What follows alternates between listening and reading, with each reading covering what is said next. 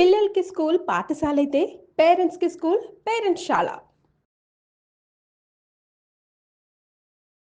నమస్కారం. మీరు చూస్తుంది సుమన్ టీవీ. నేను మీ కీర్తి. ఆషాఢంలో వచ్చే మాస శివరాత్రికి చాలా ప్రత్యేకత ఉందట. ఏందా ప్రత్యేకత? ఈరోజు శివుడిని ఈ విధంగా ఆరాధిస్తే గనుక మనం కోరుకునే అనంతమైన ఫలితాలు వస్తాయట. ఇందులో నిజమెంత? అసలు ఎలాంటి పూజా విధానాన్ని మనం ఆచరణలో పెట్టాలి? ఇలాంటి విషయాలు మనకి తెలియజేయడానికి ప్రముఖ ఆస్ట్రాలజర్ బ్రహ్మశ్రీ నందిపట్ల శ్రీహరి శర్మ గురుగారు ఉన్నారు. నమస్తే గురుగారు. వాగర్థావివ సంపృక్తౌ వాగర్థ ప్రతిపత్తయే జగతః పితరౌ వందే పార్వతీ పరమేశ్వరౌ ఆదిత్యాయ చ సోమాయ మంగళాయ బుధాయ చ గురు శుక్ర శనిభ్యశ్చ రాహవే కేతవే నమః. శృంగేరి జగద్గురు పీఠాధిపతులకి కంచి పీఠాధిపతులకి నమస్కారములు తెలియజేసుకుంటూ కార్యక్రమాన్ని ప్రారంభిద్దాం. గురుగారు, ప్రతి నెలలో మాస శివరాత్రి వస్తుంది. కానీ ఈ ఆషాఢంలోకి వచ్చే మాస శివరాత్రికి చాలా ప్రత్యేకత ఉంది అంటున్నారు. ముఖ్యంగా ఈ విధంగా శివయ్యని ఆరాధిస్తే కనుక చాలా అనంతమైన ఫలితాలు ఉంటాయి అంటున్నారు. ఏం చేయాలంటారు? మనం చూసుకున్నట్లయితేనమ్మా, ఉత్తరాయణం ప్రారంభం కాగానే వచ్చేటువంటి మాస శివరాత్రులో మాఘమాసంలో వచ్చే మహాశివరాత్రి గొప్పది. దక్షిణాయనం 16వ తారీఖు నుంచి ప్రారంభమవుతుంది. కాబట్టి ఈ ఆషాఢ మాసం 23వ తారీఖు బుధవారం, ఆ రోజున చాలా విశిష్టమైనటువంటి రోజుగా చెప్పవచ్చు. అంటే మహాశివరాత్రితో సమానమైనటువంటి ఫలితము ఇచ్చేటువంటి మాస శివరాత్రి. 12 మాసాల్లో మాస శివరాత్రి వస్తుంది. మాఘమాసంలో వచ్చే మాస శివరాత్రి మహాశివరాత్రి. అటువంటి మహాశివరాత్రితో సమానమైనటువంటి ఫలితం ఎందుకన్నానంటే, పరమేశ్వరుడి యొక్క జన్మ నక్షత్రం ఆరుద్ర నక్షత్రం. 23వ తారీఖు రోజున ఆరుద్ర నక్షత్రం ఉంది. ప్రదోషకాల సమయానికి ఉంది. తెల్లవారితే అమావాస్య, తెల్లవారితే 24 అమావాస్య. సాయంత్రం 6:36 వరకు ఈ ఆరుద్ర నక్షత్రం ఉంది. కాబట్టి ఎప్పుడైతే ఆరుద్ర నక్షత్రంతో కూడుకున్నటువంటి మాస శివరాత్రి వస్తుందో అది మహాశివరాత్రితో సమానమైనటువంటి ఫలితం. ఎందుకంటే సాక్షాత్తు ఈశ్వరుడు లింగోద్భవ రూపంలో ఉద్భవించినటువంటిది మహాశివరాత్రి. కానీ ఈశ్వరుడి నక్షత్రంతో కూడుకున్నటువంటి మాస శివరాత్రి రావడం చాలా విశేషం. కాబట్టి సృష్టి స్థితి లయకారకాలలో లయకారకుడు పరమేశ్వరుడు. శివాజ్ఞ లేనిదే చీమైన కుట్టదు. ఈ కార్యక్రమాన్ని మీరు నేను చెయ్యాలన్నా, ఈ కార్యక్రమాన్ని వీక్షించే అదృష్టము, ఆ ఈశ్వరుని గురించి, ఆ ఈశ్వర అనుగ్రహం పొందే ప్రయత్నం గురించి తెలుసుకునే అదృష్టము ప్రేక్షకులకి కలగాలన్నా శివాజ్ఞ ఉంటేనే. ఏమో ఏ పుట్టలో ఏ పాముందో. అంతే కదా గురుగారు. ఈ కార్యక్రమం వినడం ద్వారా వాళ్ళు ఏదైనా సమస్యలు ఎదుర్కొంటున్నారు అనుకోండి, వీక్షించేటువంటి ప్రేక్షకులకి మనం చెప్పేటువంటి ఆ పరిహారం చేసుకుంటే ఆ పరమేశ్వర అనుగ్రహం వల్ల ఆ సమస్య తీరుతుందేమో.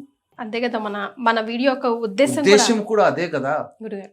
కాబట్టి ప్రేక్షకులు చక్కగా ఈ మాస శివరాత్రిని వినియోగించుకునే ప్రయత్నం చేయండి. తప్పకుండా ఈశ్వర అనుగ్రహాన్ని పొందే ప్రయత్నం చేయాలి. ప్రయత్నం చేస్తే ఈశ్వరుడు కరుణిస్తాడు, ఇంక అందులో సందేహమే లేదు. కరుణామయుడు కదా, కరుణించాలి. ఏది ఇచ్చినా ఆ పదార్థంతో స్వీకరిస్తాడు. భక్త కన్నప్ప తిన్నడైనటువంటి భక్త కన్నప్ప కన్నుని అర్పించాడు కాబట్టి కన్నప్ప అయ్యాడు. కాబట్టి ఆ తిన్నడు ఇచ్చినటువంటి మాంసాహారాలు పదార్థంగా తీసుకోలేదా? అంటే ఈశ్వరుడు తీసుకోలేదు పక్కకు పెట్టండి, గ్రహించాడు కదా.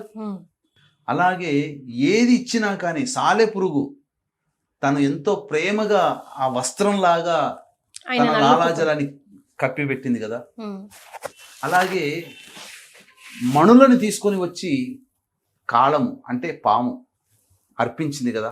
సకల మణులతో అర్చిస్తే స్వీకరించాడు కదా.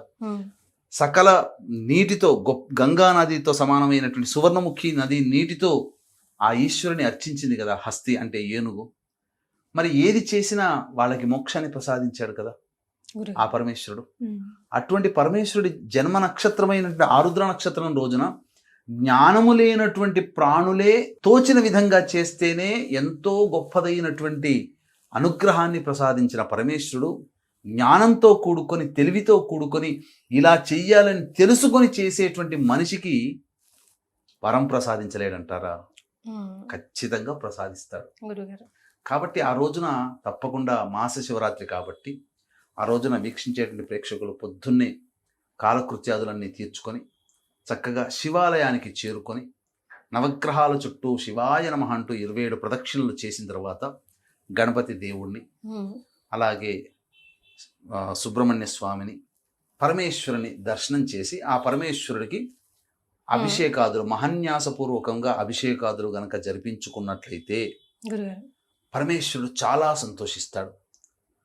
అమ్మవారిని దర్శించుకున్నా, ఎందుకంటే ఆ రోజున అంతకు ముందు రోజు అమ్మవారి నక్షత్రమైనటువంటి మృగశిర నక్షత్రం ఉండడం కాబట్టి చతుర్దశి తిథి ఆరుద్ర నక్షత్రం ఉన్నటువంటి రోజున ఆ ఈశ్వరుణ్ణి చక్కగా అభిషేకం జరిపించుకోండి. అంతేకాకుండా ఒక ప్రత్యేకమైనటువంటి ద్రవ్యముతో గనక ఈశ్వరుణ్ణి అర్చిస్తే కుటుంబము పుష్టిగా ఉంటుంది. పుష్టి అంటే ఏంటి? కుటుంబము అభివృద్ధి చెందుతుంది. కుటుంబం అభివృద్ధి చెందడం అంటే భర్తకి ప్రమోషన్ లేదా వ్యాపారంలో అభివృద్ధి, వృత్తిలో అభివృద్ధి, పిల్లలకి ఉద్యోగాలు, మంచి చదువులు రావడము, పిల్లలు అనుకున్నటువంటి విధంగా పెళ్ళిళ్ళు కావడము. పుష్టి, కుటుంబ అభివృద్ధి అంటే ఏంటి? ఇటు ధనపరంగా, వృత్తి ఉద్యోగపరంగా, అలాగే వివాహం అయితే కలిగే సంతానం కూడా అభివృద్ధే కదా. కుటుంబం అభివృద్ధి, ఒక జనరేషన్ ముందుకెళ్తుంది కదా.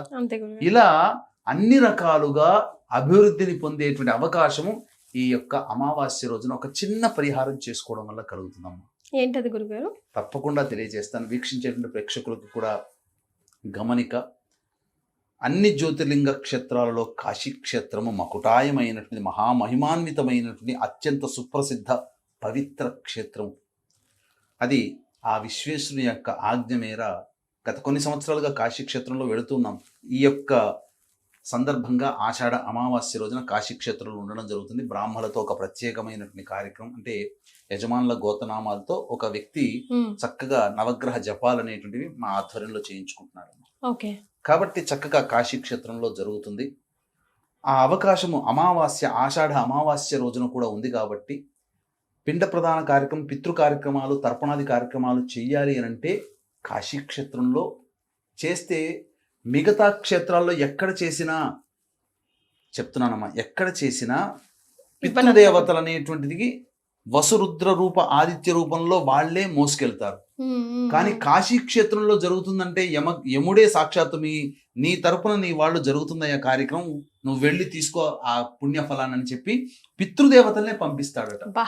కాబట్టి అటువంటి మహద్భాగ్యము అమావాస్య రోజున పునరుసు నక్షత్రంతో కూడుకున్నటువంటి గురువారం రోజున పిండ ప్రధాన కార్యక్రమం గతించిన వాళ్ళ యొక్క ఆత్మతృప్తి కోసం జరుగుతుంది.